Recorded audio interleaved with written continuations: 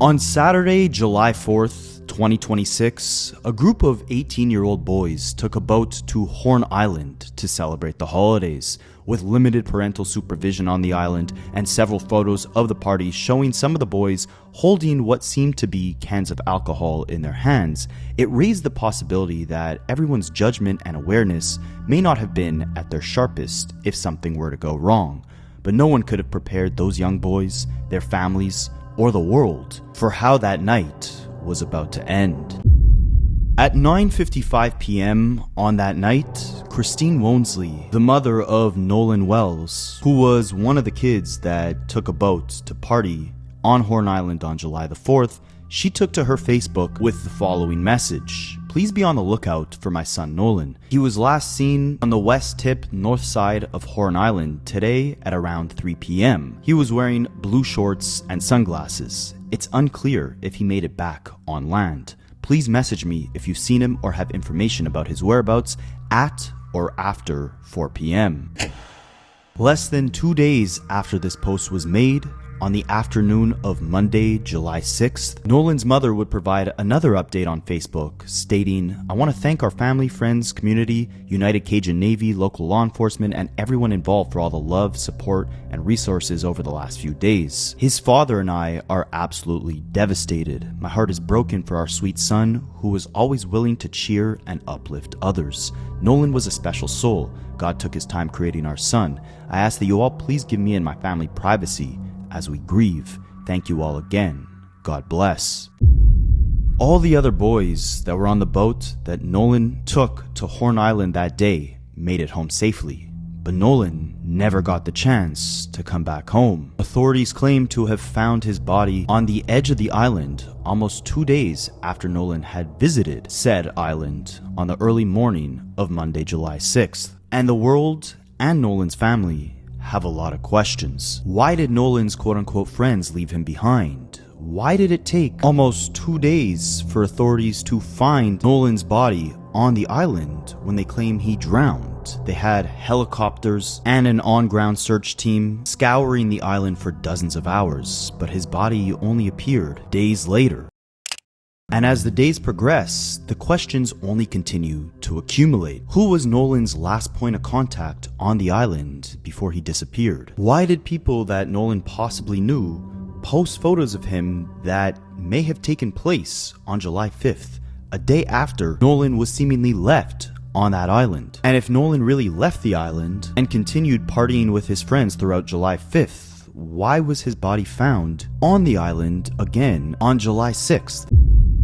Front to back, we're going to unpack this entire case. We're going to look at everything law enforcement has stated about the timeline of events. We're going to look at what Nolan's family and Ben Crump, the attorney that they hired, has to say about the situation, as well as piecing the story as best as possible to understand if Nolan was truly left behind or if something bigger and darker may have occurred.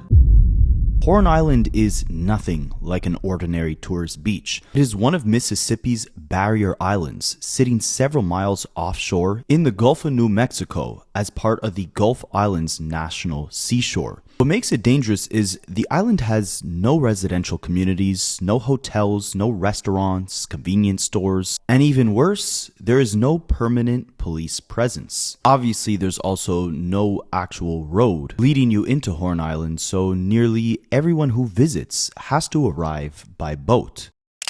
Now, during the major holidays, especially the 4th of July, when the weather is as hot as can be, the island can attract hundreds of people. Boats crowd around the shoreline while visitors play music, cook food, swim, socialize, etc. So the atmosphere can feel like one enormous party happening on the water. But underneath that lively scene, you have to remember Horn Island remains isolated. When an emergency happens, assistance is not immediately nearby. And after the boats begin heading back to shore, there's no easy backup option. You can't simply call an Uber and leave. So with that understood, let's unpack what investigators initially found when Nolan initially went missing and they searched for and discovered his body. The Jackson County Sheriff's Office says that Nolan arrived at Horn Island on Saturday, July 4th after leaving from a privately owned dock near Ocean Springs. He made the trip with a group of friends and the last confirmed sighting of him was at approximately 3 p.m. that afternoon. Later on, the people that he had came with headed back from the island on their boat, the same boat that Nolan came to the island on. But Nolan was not with them on the way back, and that detail is important. Investigators have already offered some context for it. Sheriff John Ledbetter has publicly said that, based on the information they gathered thus far, Nolan appears to have stayed behind willingly because he expected to get a ride back to the mainland on another person's boat. Nolan Wells was on a boat. He left from a private dock area in the Ocean Springs area and proceeded with his friends to Horn Island. Wells was visiting the barrier island 10 miles from the Gulf Coast, boating with friends, last seen about 3 p.m. Saturday. They left and went back without Nolan. From what we understand, he chose to stay there.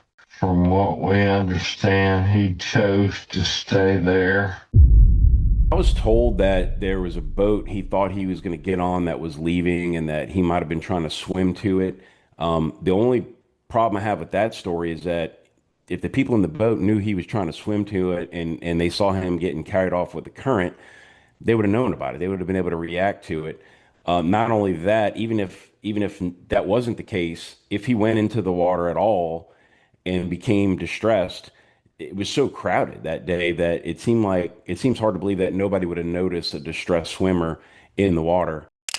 Again, it's a story I was told. There's a lot of reasons why I question it. What I do know is that he went out there with a number of boys that has been his regular friend group since he was young. They were ready to leave at about 3 o'clock. They told him it's time to go. I was told he had started talking to a young lady and he wanted to hang back and keep talking to her, and that he would believe that he could get another ride. Now, some people have been criticizing, saying, "Oh, you never leave your friend." Well, technically, they didn't leave him. He requested to stay behind. And if you know anything about how these barrier islands are and how they're used recreationally, people go out there on one boat, they might come back on another boat. Like it's almost like a community ferry system because not everybody has a boat, and you might jump on with another group of friends, whatnot.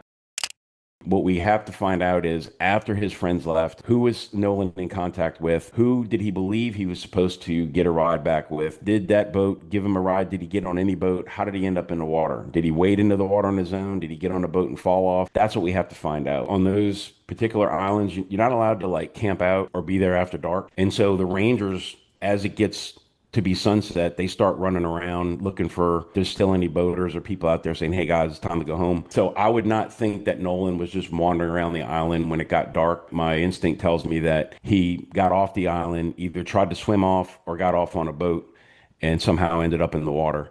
But because of the Rangers' presence, I don't think it's likely that he just spent the night on the island or was there after dark. So this is where a lot of questions come into play. And there's going to be even more questions as we dig deeper into this story. According to investigators, Nolan decides to stay on the island, leaving his friends that he came with behind because he thought he'd get a ride on another boat. Officers also say that by the time it gets dark on the island, rangers start patrolling, making sure that everybody safely leaves the island on their boats. So that likely means if Nolan was still hanging around by the time it was getting dark, someone would have spotted him and safely got him off of the island. So let's dig into what else we know. Another person who was allegedly on a separate boat on the island posted a picture where Nolan can seemingly be faintly spotted, and she said, "We were parked right next to the boat that Nolan came on, and he was nowhere in sight when we left at 7:30 p.m. So what do we know so far? Nolan goes to the island. His friends last have contact with him at 3 p.m. They end up leaving at 4:30 p.m. Nolan stays behind. But by the time a boat that was right next to Nolan and his friends left, way later, by 7:30, Nolan was nowhere in sight. Now, so far, there's one piece to this story that we haven't yet touched on, and that was that investigators believe Nolan actually left his friends when they left on their boat. He stayed behind on the island because he was talking to a girl. That girl goes by the name of Katie McCormick. Her sister posted on Facebook saying the following. Katie had a conversation and assumed that Nolan was getting ready to get on the boat that he came out in. Katie made it home because she was on another boat with different people. Katie was safe because my brother and sister-in-law went and got her. Katie assumed the quote-unquote friends telling Nolan to get on the boat would not have left him. Me and my family have talked, called, and are sending up prayers to bring Nolan home. We have given all the answers we can to his mom and authorities. While Katie's sister spoke up, social media activity from all parties involved is very strange, to say the least. Let's start off with what we've seen from Nolan's quote-unquote friends, the very friends that he traveled to the island with. You would think that after Nolan Wells was pronounced unalive and his body was found, his friends would be putting out posts saying, "Rest in peace, oh my God," something. But no, everybody is dead silent. Every last person that was there has deleted their Instagram, their Facebook, their social media. Everybody's gone quiet, including the parents. Okay, y'all, including the parents, including a judge attached to one of those kids. Everybody's going media silent. It only raises questions about this video that was being circulated on the internet with Nolan on the beach with those friends, and there's an argument that breaks out. Okay, Nolan is standing to the side and there's a group of other kids looking at him. What was that argument about? Katie also spoke with someone saying that she did not get on the boat with Nolan. She got on a boat with someone else because her friends and family told her to get her ass on. Nolan was supposed to get on a boat with his friends. It never happened. She doesn't know what happened. Now, the altercation that people are claiming Nolan could be heard having with his friends can be seen in the following video. I just want to emphasize that it's very faint in terms of what you can hear, what you can see. But if you pay close enough attention, you can hear people yelling seemingly at each other in the background.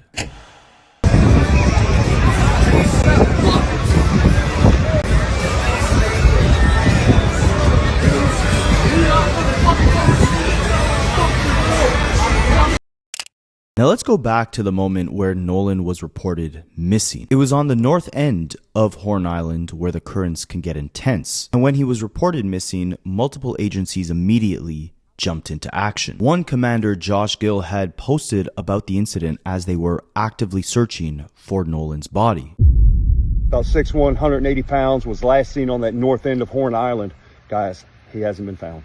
Okay, he was last talking to a girl on that north end. He went out to Horn Island with some buddies yesterday out on a boat. He's not been heard from in close to 24 hours. So guys, if you're out there fishing, if you're out there, jet skiing, doing whatever you guys are doing, keep your eyes out for Nolan.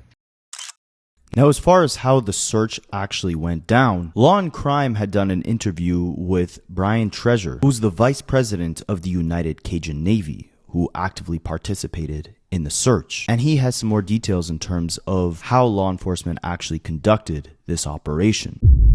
My understanding is that you were actually in the air above the island when the call came in that a body had been found?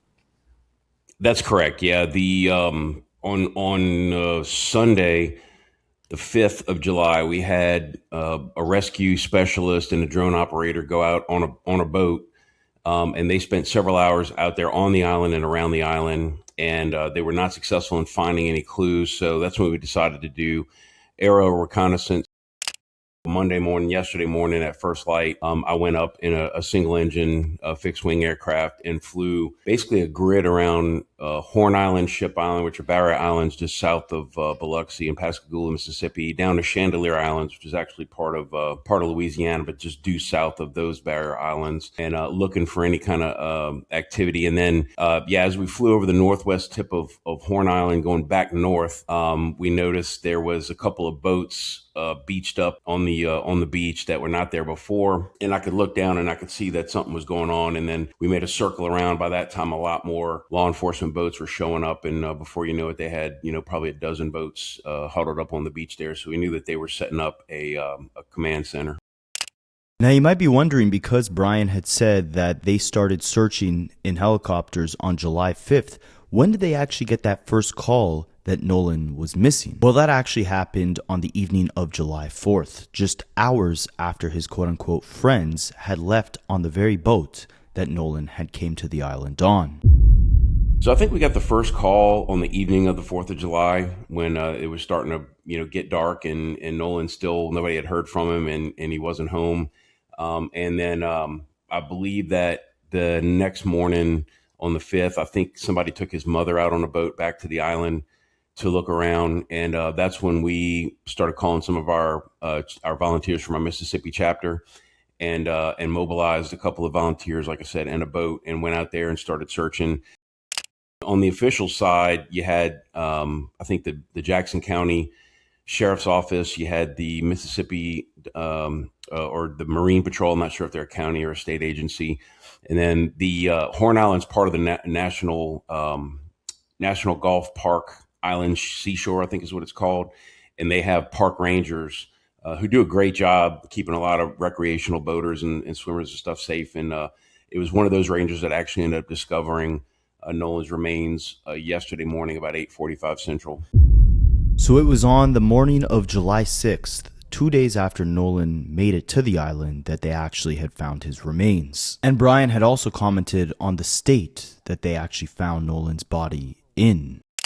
I saw the body from about 300 feet in the air, so I wouldn't be able to tell you like exact condition. I can tell you that it did not appear to be waterlogged. It was only in the water for a couple days. Nevertheless, the sheriff's office put out a statement saying that they had no reason to believe it was not Nolan, so I think they were pretty confident it was. I think the reason for the delay in the official announcement is that I don't think the coroner can sign the death certificate until he gets DNA evidence proving it is the person they're saying is deceased, is actually them. I think it's just a formality, to be honest with you, but I believe that the family or somebody in the family did identify Nolan, and because they put out their own statement acknowledging that it was his remains that were found and that he had in fact died.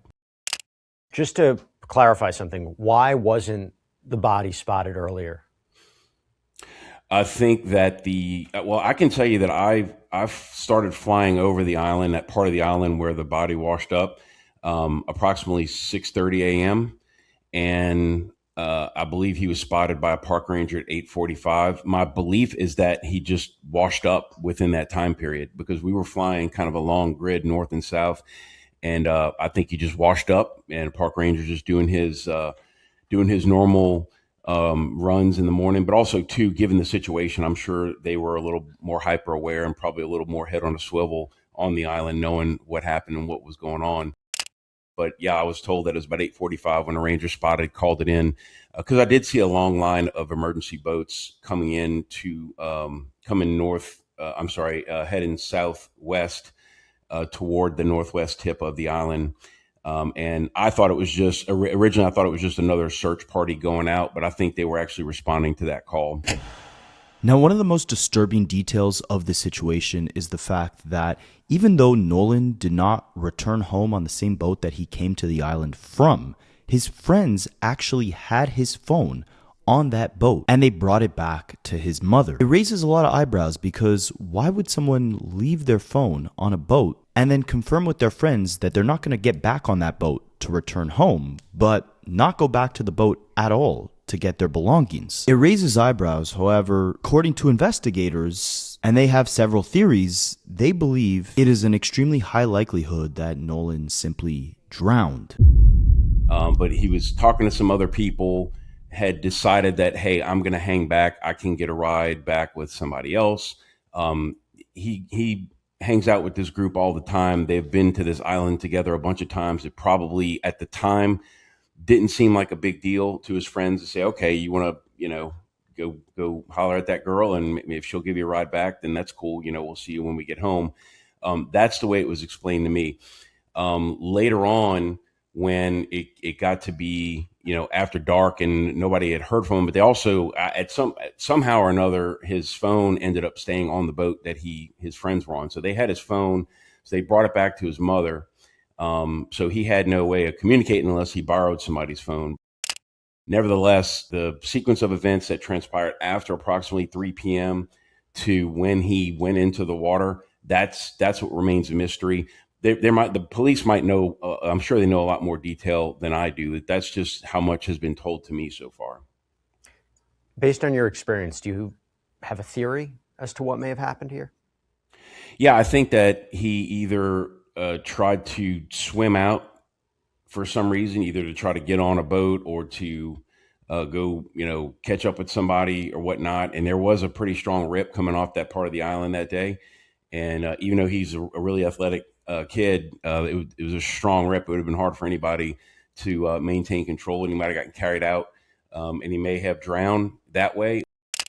Or, I hate to even suggest anything that sounds like a conspiracy theory, but I'm just saying it's a possibility that he got on another boat and maybe MOB'd and drowned that way and then washed back up.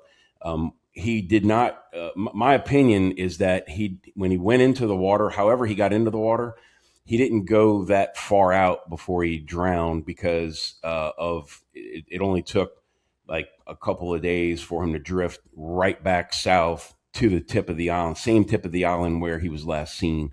Had he gone a lot further out, he probably would have gotten sucked into the ship channel and pushed way further south toward the Chandelier Islands. And to be clear, I mean, nobody has indicated foul play, right? I mean, that could change, but you haven't heard anything to suggest foul play? Nobody except the Facebook detectives.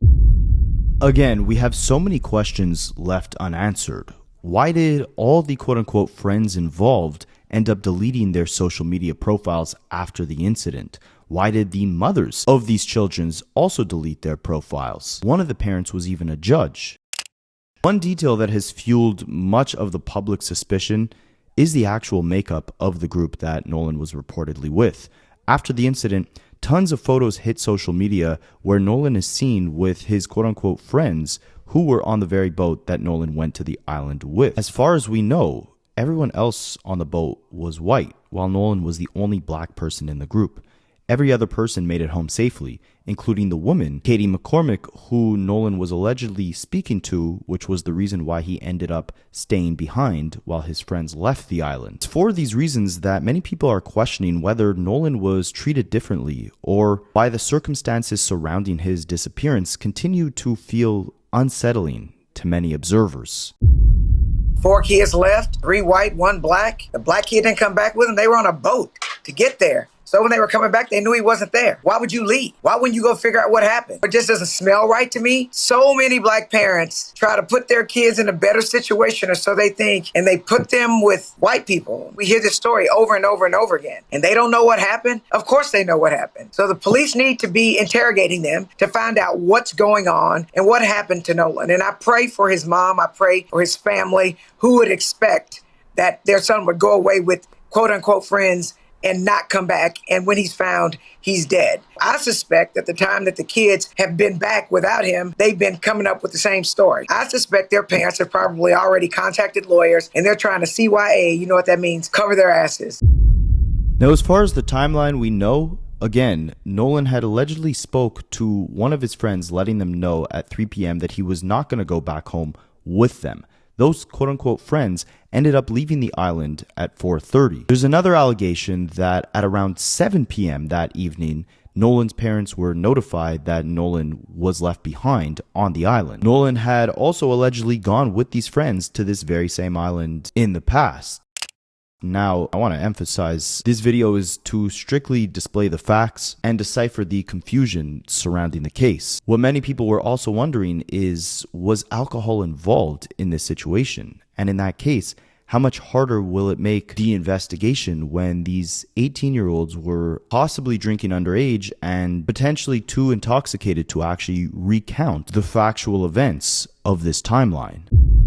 What I can tell you is that they have lost valuable evidence at this point, because what we did see is those young men on that boat drinking underage, which is a crime in the state of Mississippi.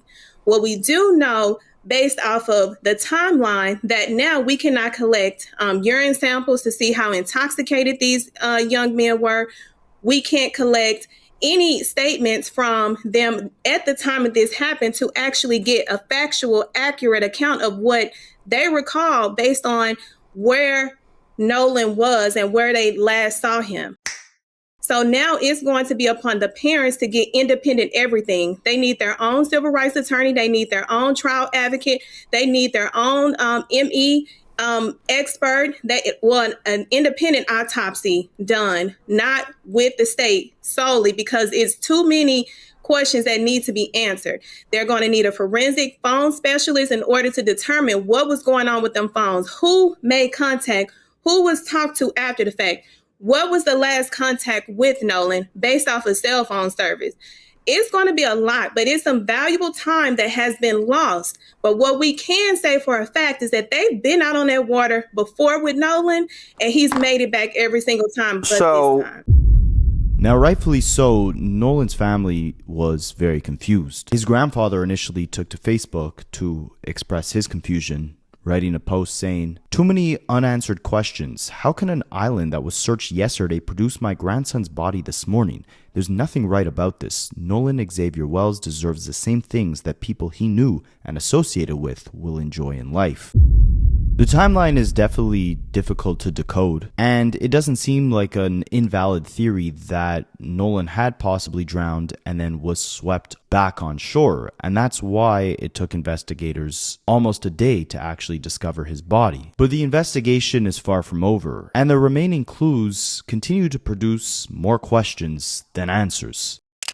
While the medical examiners did confirm that the body was in fact Nolan, and even though an autopsy has been conducted, the cause and manner of death have not been released publicly because officials claim that toxicology results can take up to 2 weeks to come back. So while investigators believe that Nolan had drowned, foul play has not yet been thrown out the window. And with such an open timeline, like when Nolan was last seen, how he ended up in the water by himself, this has led Nolan's family to actually hire an attorney by the name of Ben Crump. Ben Crump has represented the families in the George Floyd case, the Breonna Taylor case. He's represented Trayvon Martin's family, many high-profile civil rights cases, and he released a statement saying, Nolan Wells was a beloved son, teammate, and friend who went out to celebrate the 4th of July and never came home. He said the family deserves answers, deserves the truth, and he's calling publicly for a full and transparent investigation. Now, why would a family bring in an attorney like Crump this early, before even the toxicology results are back? Well, for one thing, there are real open questions about the timeline, about what actually happened between 3 p.m. when Nolan was last seen and whenever he ended up in the water.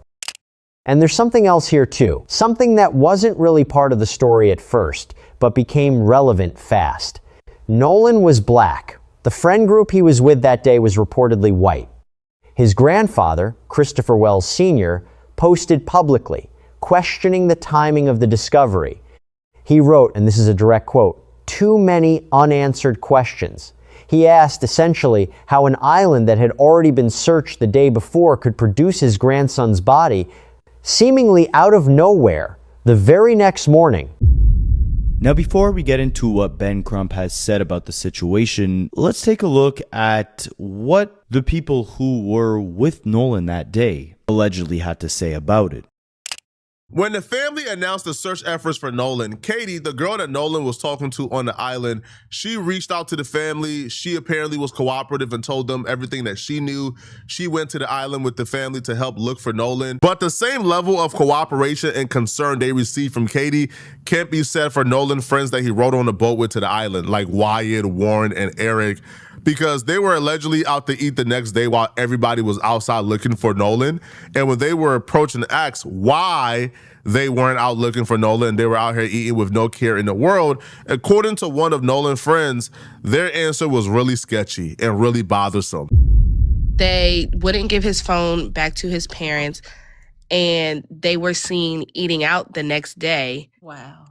And when somebody asked them, like, hey, why aren't you out looking for your friend? They said, y'all already think we did it. If that conversation actually happened, if that's true, the reason why that would be considered suspicious and bothersome is because this is the day after. This is July 5th. Everybody is outside looking for Nolan. Right now, he's being considered missing. His whereabouts is unknown. And according to the family, nobody knows where he is. But if the response is y'all already suspect us of doing it, well, doing what exactly? Doing what exactly? Because as far as everybody knows, he's just missing. But that reaction and that reply would insinuate something tragic took place. Now, if this is really true, it adds another layer of suspicion as to why Nolan's friends potentially had his phone on the boat, the very same boat that Nolan had came to the island on and did not go home with. All these people involved allegedly have also now got their own lawyers, and another interesting piece of information to the whole story is that apparently Nolan's quote-unquote friends had initially wanted to leave the island because there was a malfunction with their boat. But after the friends gave the initial statement, Wyatt, Warren, and Eric, after they gave their initial statement, they now went quiet. They lawyered up, deactivated their pages, and had nothing more to say. The dudes that Nolan rode on a boat with, they claimed they were in a rush and in a hurry to leave the island and get out the water because their boat was experiencing malfunction. The boat was receiving water. They thought they had to get out the water as fast as possible or else they would be stranded. So they told Nolan it's time to go. Nolan said he's not leaving, and he stayed.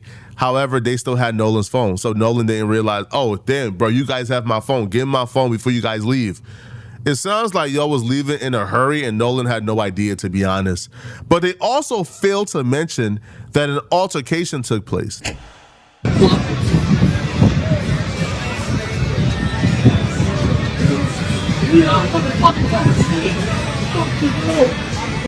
So what exactly happened from you guys' side? From our side,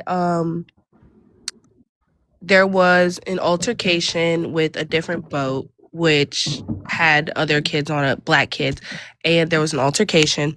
There was a fight, something happened, and they went back to their respective boats or whatever. And when his best friend was on the other boat, so when he went to go like check up on Nolan and everything after the fight, Nolan's boat was gone, but they had stayed for a couple more hours. When they got back to land, they had his phone. So Nolan didn't even have his phone. The phone was at one of the boys' houses, and they didn't want to give it to his parents, and they had to send somebody to go get the phone from his house. That's why, like, when we checked his location, everybody was like thinking that it wasn't serious because we saw his location and said he was in Ocean Springs, Mississippi, like at his house. They wouldn't give his phone back to his parents. But the story that they keep trying to push out to everybody is that the boat was sinking and taking on water, and they were telling Nolan that he needed to get on the boat, but Nolan wanted to stay back with a girl that he never met, which he wouldn't have done. Because if that was like, we're all from the same surrounding areas, she goes to Moss Point, which is like 20 minutes away. Why could you not hang out on land when you got back? If the boat that you came in was sinking and you knew that. And so that was like the crazy thing is that they're talking about, oh, the boat was sinking, and he didn't want to get on the boat and the boat had to get towed back. But if that was the case and he said he wanted to stay there, why did you take his phone back and not leave him on an island without a way to get home?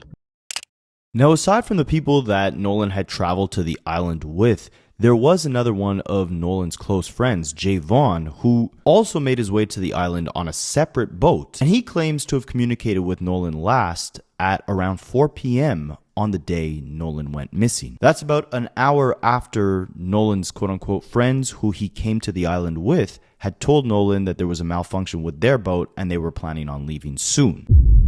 Now, these two guys were Nolan's friends. On the right, we have Javon Williams, who is his best friend. He's 17.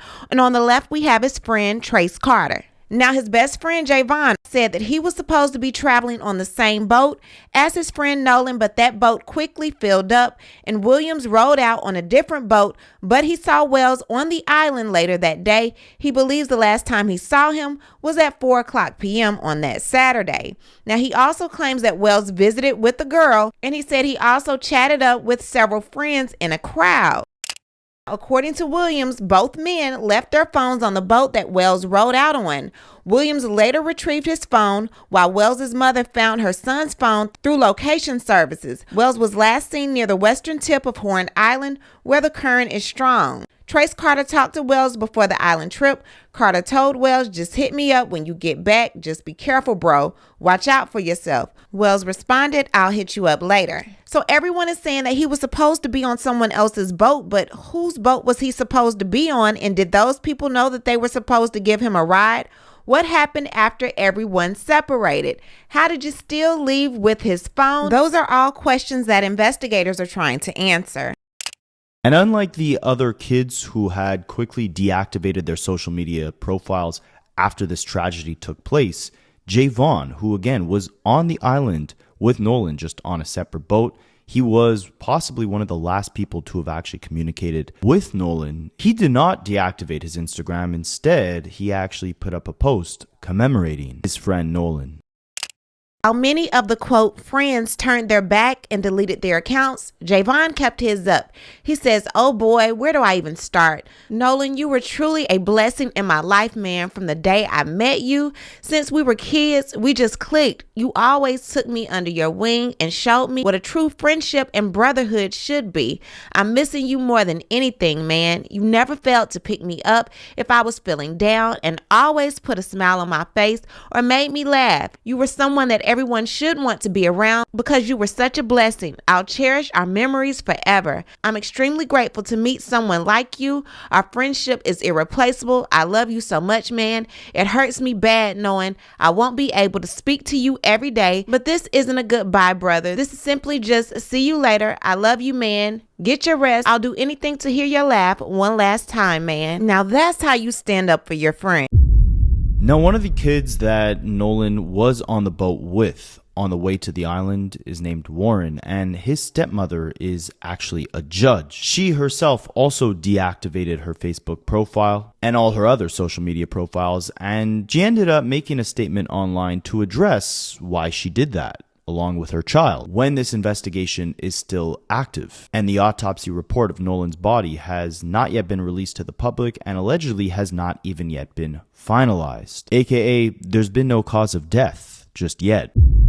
She said, our family, along with the community, grieves the loss of Nolan Wells. Our thoughts and prayers are with Nolan's family. Our son, Warren, loved Nolan dearly. Unfortunately, I feel that it's appropriate for our family to dispel some rumors with facts based upon the social media attention that is being diverted away from the Wells family and their loss. Yes, I deactivated my Facebook. Given the very heightened emotional state of social media right now, I fear for the safety of my child and my children. My husband and I have 6 children and we covet their privacy. We do not believe it's appropriate for our minor children's photographs to be circulated throughout the internet, presenting potential threats to their safety. I graduated high school with Christine Wells Wownsley. We're from the same community. I have the utmost respect for her and the Wells family. We mourn the loss of Nolan with them. Our prayers have been and will continue to be with them. My husband and I were not at Horn Island at any point at the 4th of July. No one in our family is trying to in any way impede with the investigation by law enforcement or to otherwise hamper the family and law enforcement's quest for answers. Warren was interviewed by the Jackson County Sheriff's Department and cooperated fully. He saw Nolan last around 3 p.m. on July 4th. They left the island around 4:30 p.m. when the boat was taking on water and they had an issue with the bilge pump. Nolan made a decision to stay on the island and return inland later with another group of friends. Yes, I am a judge, but I also value transparency. I apologize if anyone was offended that I deleted my social media. There were no nefarious motivations in deleting my social media. Social media has a lot of positives, but a whole lot of negatives. We live in a world of clickbaiting. Sad, but true. My family's hopeful that this information will help to redirect the attention to the Wells family and their grief and their need for our community's support. Now, of course, the community that Nolan grew up in is in a very rough place currently, and it's led to some other interesting activity throughout social media. Remember again that Nolan was staying behind on the island allegedly because he was talking to a woman by the name of Katie McCormick. Well, someone posted on Facebook saying, I'm standing behind Katie McCormick. I understand y'all don't know her, but me and 1,000 other of us have literally slept, ate, and partied at the McCormick house. Don't forget that's Dixie's child. And Katie had allegedly commented under this post saying, what's understood don't have to be said. I love y'all. Just pray for his family and his friends. I'm good. And all I can do is pray for healing over them. This is a terrible situation, all in all. Now, what gets even darker in this case is the findings that Ben Crump had brought to the public. Again, that's the attorney that Nolan Wells' family had hired. And he claims that when Nolan's phone was returned to the parents by Nolan's quote-unquote friends, the very same friends that he initially went to the island with, there were allegedly text messages on Nolan's phone that had been deleted. As far as we know, His mother, Christine, and his father, Elmo, say they haven't gotten any answers. They, have been asked to turn over his cell phone to the Mississippi law enforcement authorities. But even that is troubling to them because they're saying messages that were deleted from his cell phone. So they want to try to dot every I and cross every T and investigate everything. They said it's very improbable that Nolan would not have wanted his cell phone with him if he was going to stay on the island. The deleted text messages on his phone? His parents found that? Who found that out? No, well, they got his phone, so they're trying to figure out there's deletions on the phone, and they're trying to look at what is that about. There's so many inconsistencies going on, and so we're going to have, with our investigators and our associates, we're going to list all the inconsistencies down. We just got onto the case yesterday, so we have been staying up late with the family, talking to friends, talking to people who were there on that 4th of July, trying to piece together what really happened to Nolan Wells. Now, the thing that raises the most concern to me is that if Nolan was truly drowning, we're talking about an island with hundreds of people. How did no one end up seeing him get pushed into the water, struggling in the water? Investigators had said that by the time it gets dark on that island, anyone who's there to party and enjoy themselves are told to leave. If there's law enforcement doing their rounds at that point, it means that Nolan must have disappeared before they were able to kick everybody off the island for the night. And if that's the case, then that means that it must have been daylight when he ended up losing his life. And if he was truly struggling in the water, wouldn't someone have been able to see him and save him? The thing that gets even more troubling is, remember, Nolan's other friend Javon, who was on a separate boat, had spoke to Nolan at 4 p.m. Everyone else in the story has a almost contradictory recap of the events. The group of people that Nolan actually came to the island with claimed that he stayed back and was going to take a separate boat home because he was talking to a girl named Katie. However, Katie says that Nolan had planned on going home with the same group of people that he came to the island with. So which one is it? And why is this not a bigger point of contention in law enforcement's investigation? They've been very quick to say that they believe confidently no foul play has been involved, allegedly, and that Nolan drowned. We know that he was with his friends. They went out on Horn Island, as Charles said. He was the only black teenager that was there. And, all of them came back safely on the boat with his cell phone, Harvey. But Nolan's body was found washed up on the shore on Monday morning.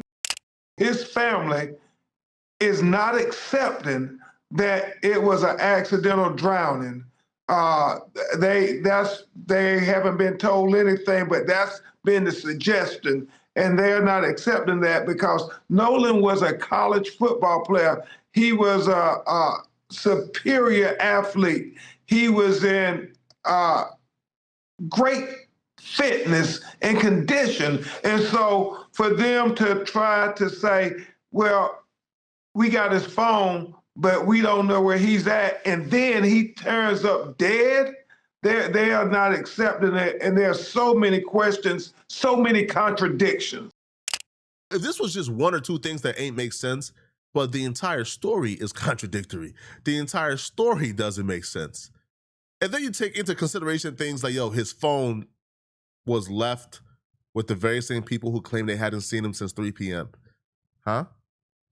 Oh, and by the way, when the family got back the phone, messages were deleted from the phone. Things were deleted from the phone. Even though Nolan Wells apparently hadn't had his phone since earlier that day, according to them. Huh? What? Nolan Wells was on an island at 4 and then magically disappeared from the island. Nobody's seen him. But then all of a sudden people did see him and they say, oh no, he was swimming towards the boat. Huh?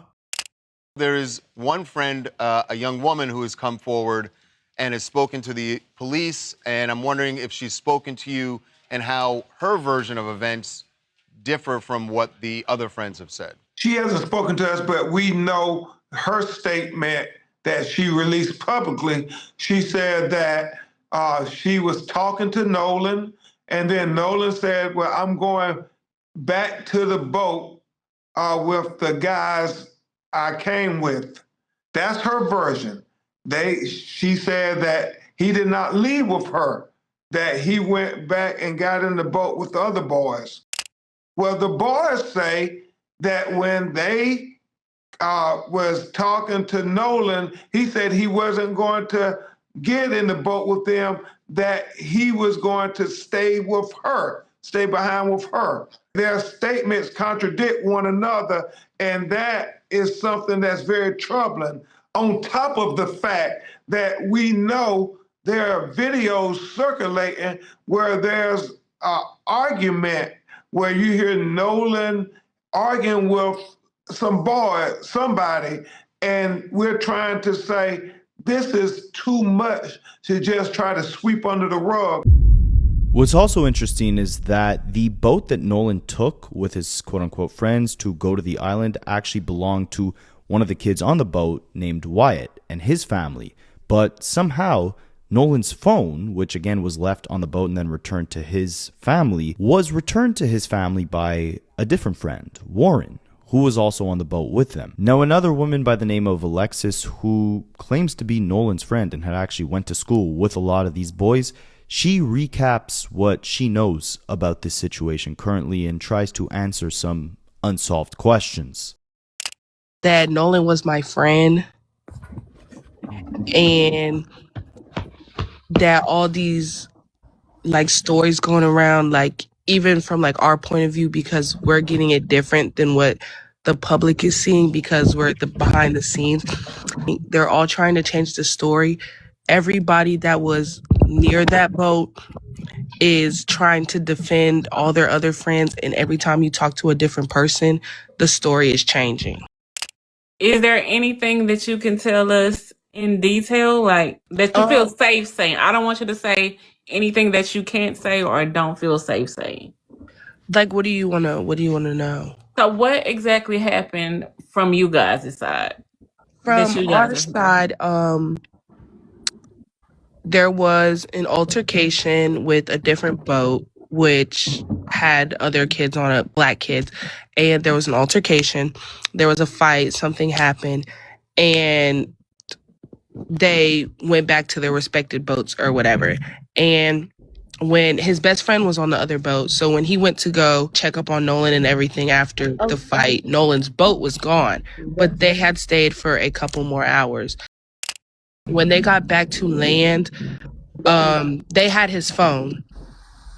So Nolan didn't even have his phone. The phone was at one of the boys' houses, and they didn't want to give it to his parents, and they had to send somebody to go get the phone from his house. That's why, like, when we checked his location, everybody was like thinking that it wasn't serious because we saw his location and said he was in Ocean Springs, Mississippi, like at his house. But they wouldn't give his phone back to his parents, and they were seen eating out the next day. Wow. And when somebody asked them, like, hey, why aren't you out looking for your friend? They said, y'all already think we did it. Did what? Exactly. And then also that night, they were seen at multiple parties when they got back from the island around like 7 o'clock. So they still continued to go out that night, knowing that Nolan wasn't with them and that nobody had seen him. Now, this is where the updates to the story get even more insane, because just the other day, this picture hits the internet. What you can see from this picture is a group of kids in a pool at seemingly a party. It doesn't look like any of the same kids who were initially on that boat with Nolan, but in the background, you can see an individual who looks exactly like Nolan Wells. So allegedly, Nolan did leave the island, and he went back to Wyatt's house for a pool party. And during that pool party, there was an altercation between Wyatt, Nolan, Evan, and somebody else. And apparently they beat Nolan to death. with some sort of bar or pole. There are people that are putting out witness statements stating that they were there and they saw Nolan spitting up blood and that these boys it on Nolan. They are saying that Evan's mother knew about the whole thing. Allegedly, they took Nolan's body back to the water. They're saying that this is the reason why it pinged on land at that house before they found that phone. This is why that boy told his daddy that Nolan was like a brother to me. Was like a brother to me when he showed up to get his car. It's because they already knew he was gone. Is this the reason why they needed dental records? Because he was unrecognizable? This case is starting to bust wide open. And we all knew that something else happened to Nolan. Now the question is, which of the parents helped those kids? Again, I do want to emphasize that at this point, this is completely just another theory, but lends credence to the people questioning why it took law enforcement 2 whole days to actually find Nolan's body on the island. He went missing July 4th. He was only found July 6th. Where did this picture actually come from? Is it even real? The person who posted a picture initially, his name is Evan Noel Ford. Now, he didn't post a picture as a standalone. He posted a picture within a mix of other pictures. So this could very well just have been a mistake. He could have very well posted this, not really understanding or seeing that Nolan was a part of it, and just posted a picture of his entire day. And then this picture got caught up in the mix. Once he realized it, you know what Evan did? Instead of Evan, I don't know, making an Instagram post, making a story post saying, hey, nah, this was an old picture. Nah, this not from the 5th. Nah. Evan began to quickly do damage control. My biggest problem with all these people is they just been moving so suspicious. So as soon as the pictures began to go viral, you know what Evan did? Evan goes, because it was posted a part of this. So it was posted a part of this carousel. Evan goes and deletes the picture from the carousel. He completely deletes it. He gets rid of it.